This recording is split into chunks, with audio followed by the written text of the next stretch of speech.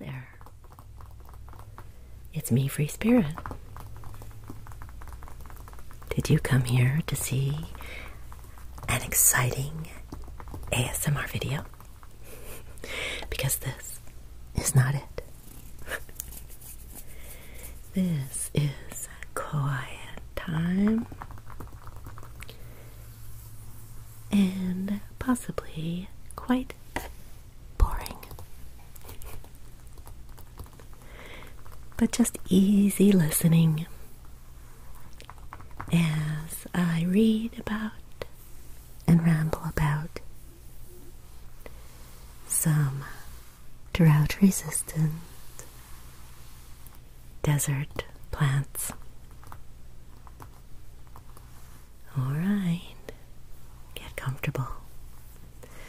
You're going to be asleep in about 10 minutes. So, this is actually very good information because not only do we not want to waste water, but having things that grow that are pretty and appropriate for this desert climate just makes life easier. You can still have beauty without too much work. These pamphlets are free and available at the water company in town. Enjoy the many rewards of desert smart plants.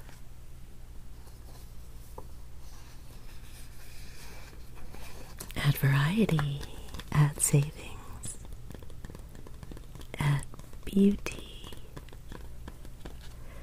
And this is published by the Alliance for Water Awareness and Conservation.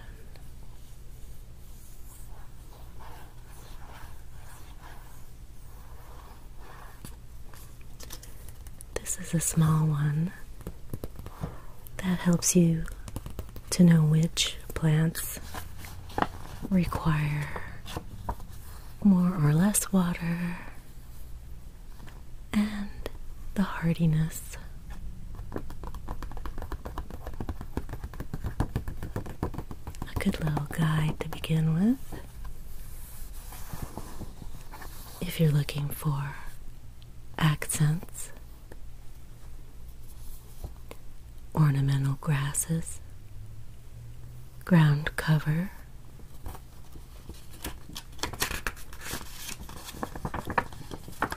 look at all this, trees, deciduous and evergreen, shrubs, perennial flowers,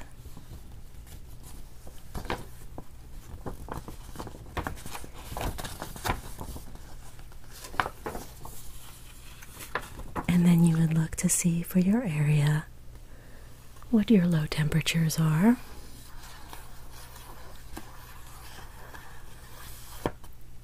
It's quite a few. Look at this garden. Oh, I should really try to make mine a little more aesthetic. I do have a lot of rocks. So once you go through this list and find some that may be best suited for your location, then you can go and look for more information here in this somewhat larger pamphlet.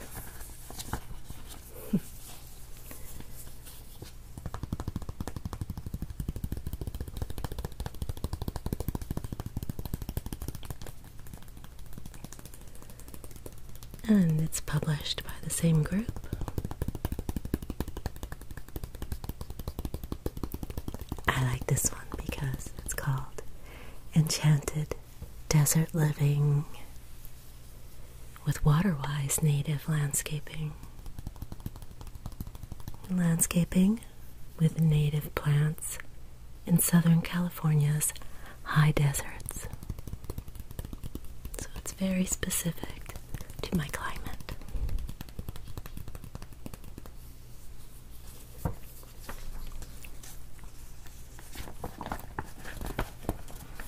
It has great pictures.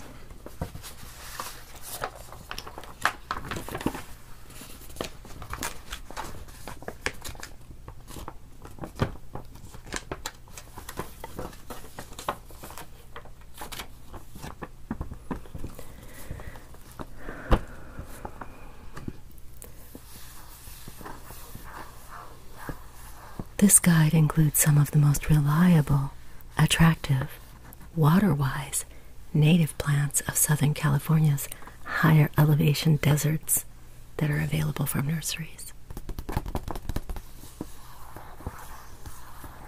So typically it's higher than 2,500 feet in elevation, and it's over 4,000 here where I am. So, if you have any of these plants growing naturally on your property, retain them whenever possible, as they are already established, need no additional water, have extremely long lives, and are ready to contribute beauty to your yard for decades or even hundreds of years into the future. So, I'm going to read about the ones that I have naturally growing here on my property. And they come with a key of symbols, which you'll see to the right of all the photos. So this is the symbol. So this is the key. This tree, suitable for high desert above 2,500 feet. Suitable for low desert below 2,500 feet. Sun all day. Tolerates part shade. Very low water use. Low water use. Moderate water use. Attracts quail and other songbirds. Attracts hummingbirds. Attracts butterflies. Attracts insect pollinators. Very useful information. Let's see now. Cactus. Lots of types of cactus. Prickly pear cactus. We have that. And beaver-tail cactus. I see a lot of that when I'm out riding the horses. And silver cholla. Cholla, cholla, cholla. Those are dangerous if you ride too close to them, because little pieces of them jump off really easily.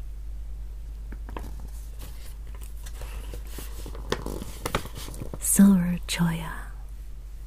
Slow-growing, erect stem succulents with dense spines.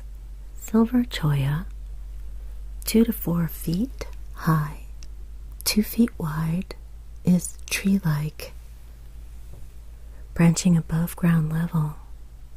Greenish flowers, age to dark red.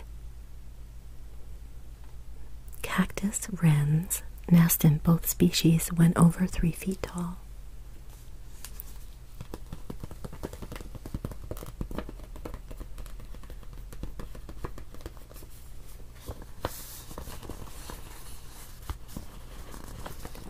Prickly pear cactus, sprawling to erect shrubs of flattened pads with long white spines.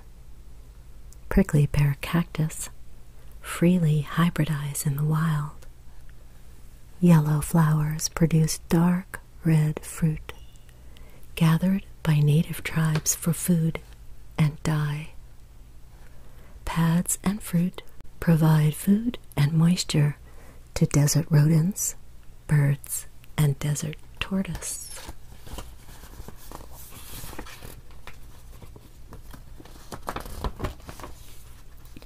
Deer grass, desert needle grass, purple 3-on. This opens up really big.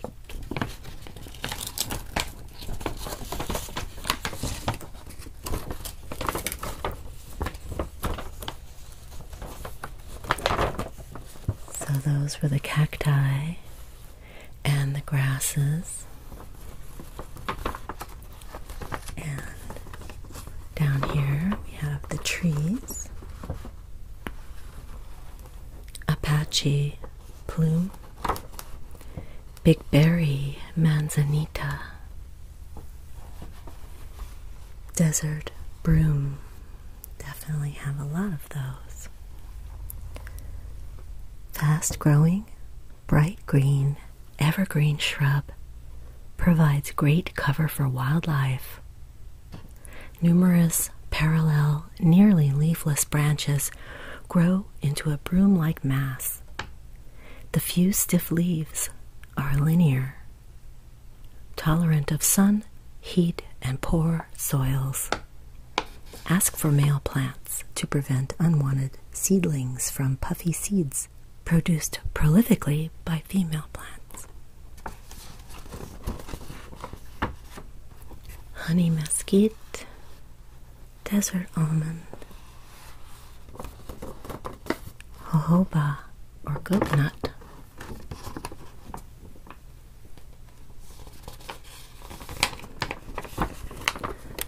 so desert broom has the symbols showing high desert and low desert, bright sun, very water-wise, and attracts wildlife. And we do have a lot of quail and doves and all kinds of birds.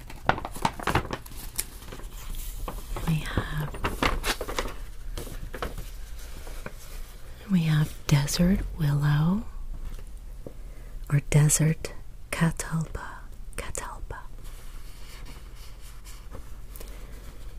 Deciduous multi-trunk tree with long, narrow leaves gives a willowy appearance, but it's actually a catalpa. Orchid-like flowers attract hummingbirds and are followed by persistent, long, tan seed pods. Desert willows, native to California, have light pink flowers. It's a very pretty tree.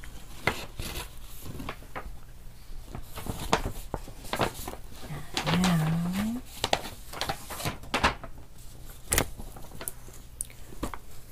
so these are the tall shrubs.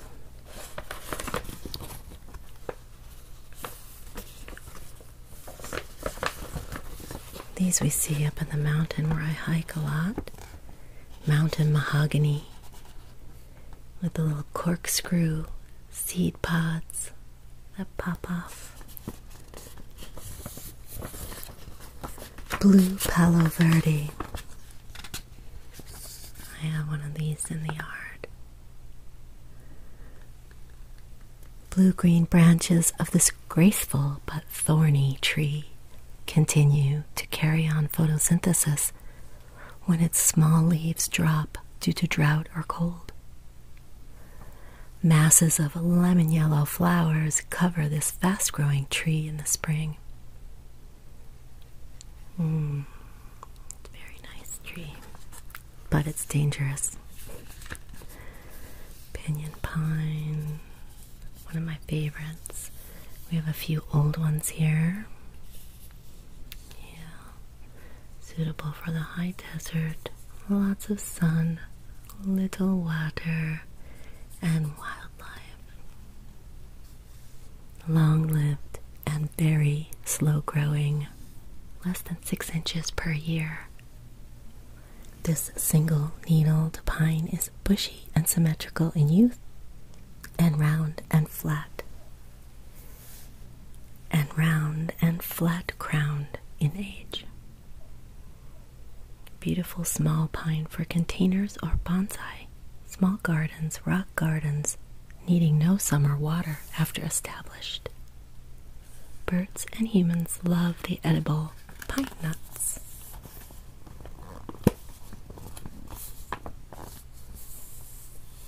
Acacia, saltbush, screwbean mesquite, sugarbush, holly leaf cherry. Yes, we have lots of these. Around where I ride, there's a little forest of these.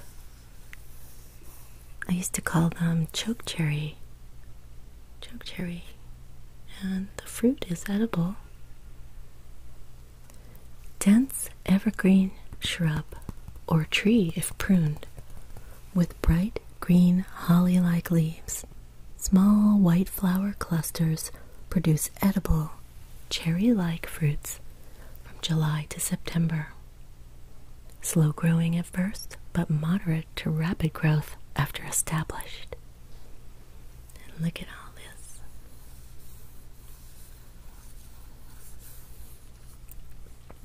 Definitely great for wildlife, butterflies, pollinators, and very drought tolerant.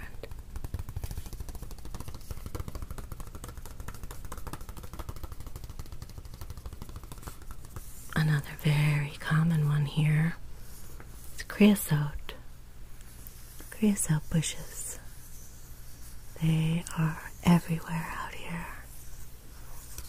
And they're very water-wise and attract butterflies and pollinators.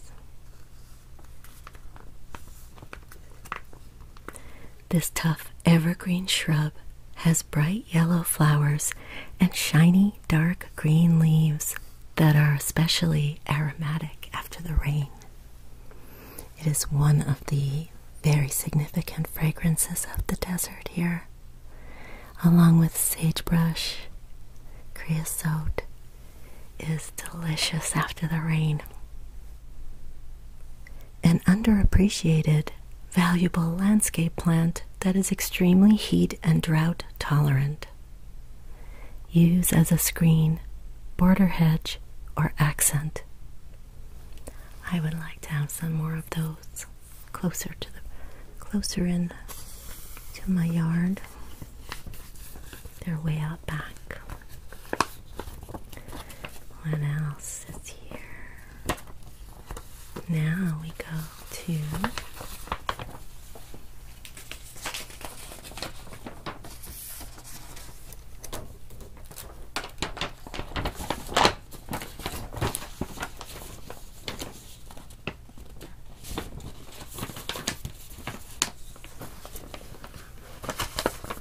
small and medium shrubs. Desert senna. Definitely have these. More yellowish flowers. Seems like the majority of flowers that grow naturally here are yellow.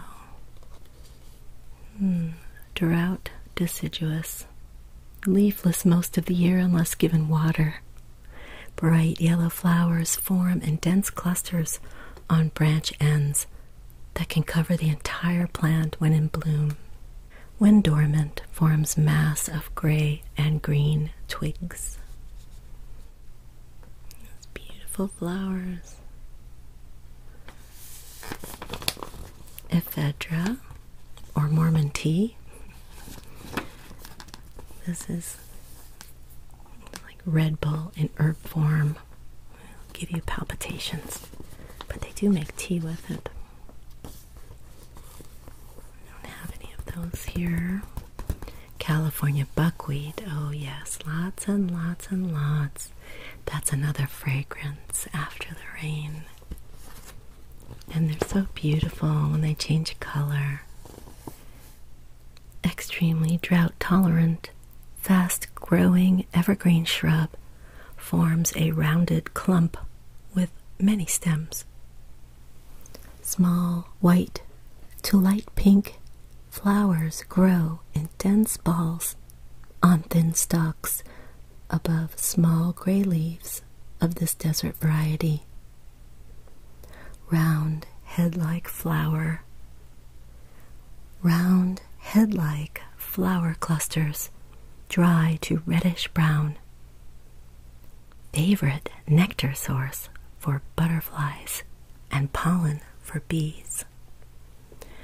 I'm so glad to know that, because we don't have a lot of flowering, plants and things like that here, so I'm glad that we have a lot of these available.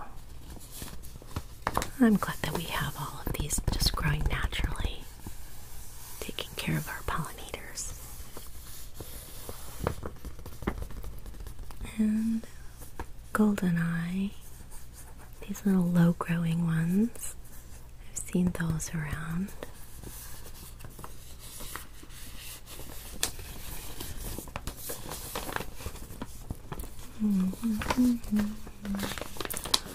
Succulents and accents.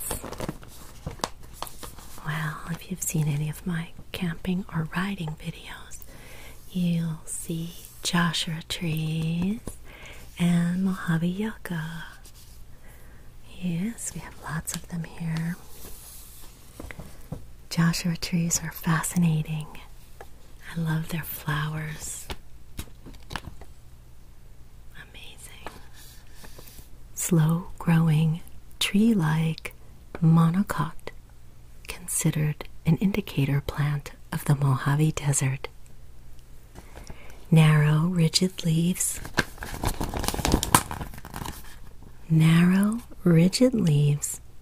are spine-tipped. Older leaves fold back against stems to protect plant. Transplanted trees require special care in first growing season. Spray branch heads frequently with water until re-established. Do not keep soil moist in hot weather or the roots will rot. Yeah. They only grow in a very narrow altitude. So these you won't find in the low desert. This is high desert only. But they are absolutely amazing, ancient looking alien plant life. I love them. And over here we have Mojave yucca, which, until you know the differences, can seem very similar. Mojave yucca. Rosettes of long leaves on short trunks characterize this slow-growing monocot. Tough, sword-shaped, yellowish-green leaves are tipped with a sharp spine and edged with shredding white fibers. Waxy, cream-colored flowers, tinged with lavender, grow in heavy clusters on leafless stalks. One of the most drought-tolerant yuccas. Do not water in hot weather, or roots can rot.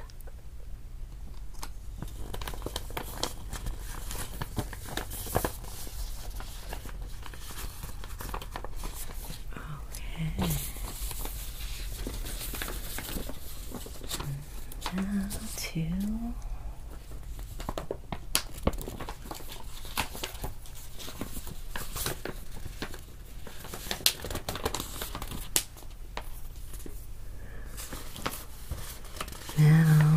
for perennial sub-shrubs.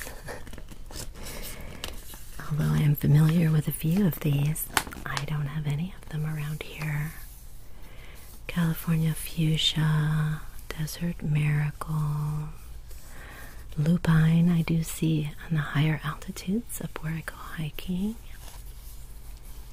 Desert milkweed, which I tried to grow for the butterflies, and I had no success.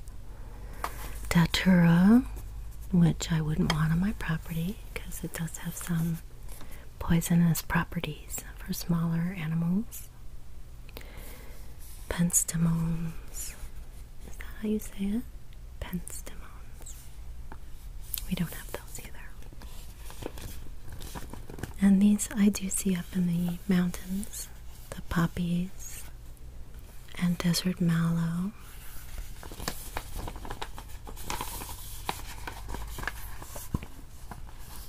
Mojave Desert Sage.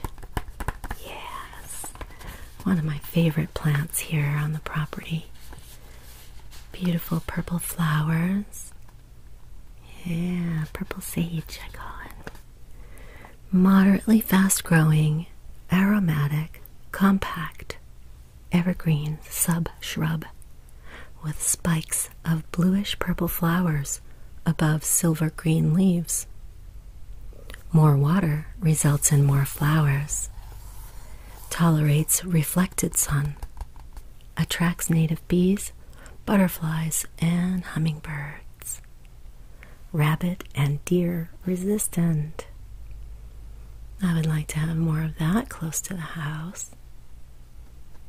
Although I do have some Russian sage growing with lots of beautiful purple flowers opening. Rubber rabbit bush. Rubber rabbit bush. Rubber rabbit bush. This is one of the main ones on my property that we let just be. I don't trim it or anything, and even after the snow crushed it, they came back. This one is amazing and was well known by the Native Americans for a lot of different remedies. Very interesting. Rabbit bush. Clusters of bright yellow flower heads on this rounded evergreen shrub attract flower-visiting insects, butterflies, artists, and southwest gardeners. Gray-green narrow leaves line its flexible, white, felty stems. Lower woody parts contain a high-grade rubber called crystal, giving the plant its name. But I don't see that the crystal is in its name at all. Oh, the rubber. Rubber rabbit bush. Okay, I'm a little slow. I don't call it rubber rabbit bush. Paper bag bush. They have a lot of these out in Joshua Tree. They're so cool because they are just like little paper lanterns, little purple flowers. They're so tough to live in the desert. Paper flower, white sage. We do have some white sage as well. Very beautiful, fragrant, and of course great for smudging your house. And I do use the chaparral as well, and the other types of sage.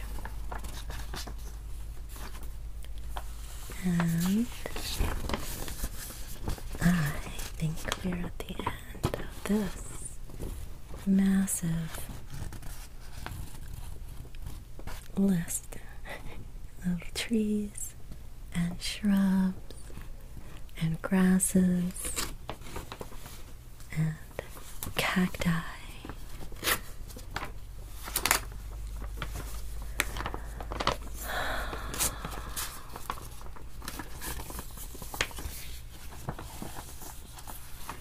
Yes, we've looked at all of it.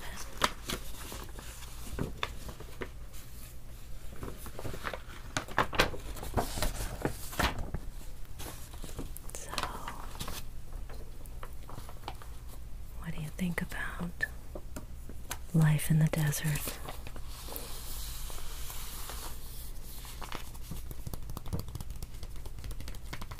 It's quite a lot of living beauty. You have to look for it. Same as anywhere else, really.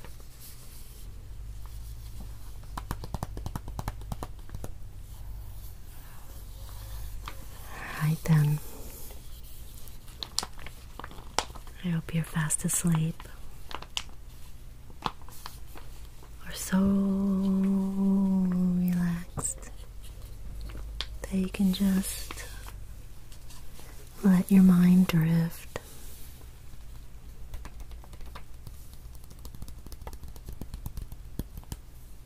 And just think about all these lovely natural flowers growing under such adverse conditions.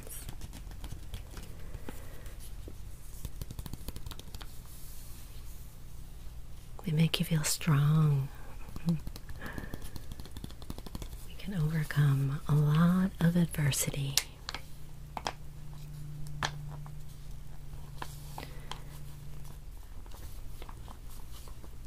And pretty soon,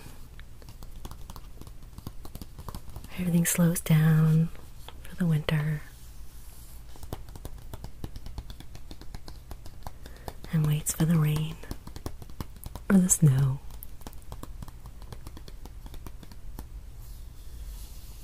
So I can start fresh again in the spring.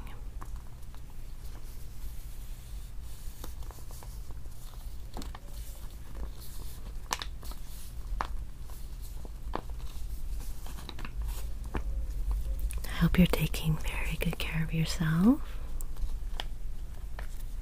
getting rest, appreciating all the little things, like flowers that grow without water.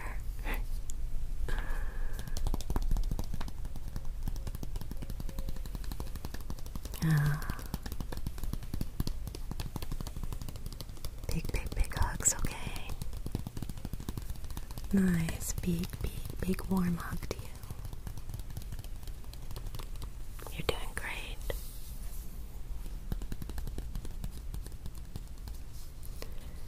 Enchanted desert living. Enchanted.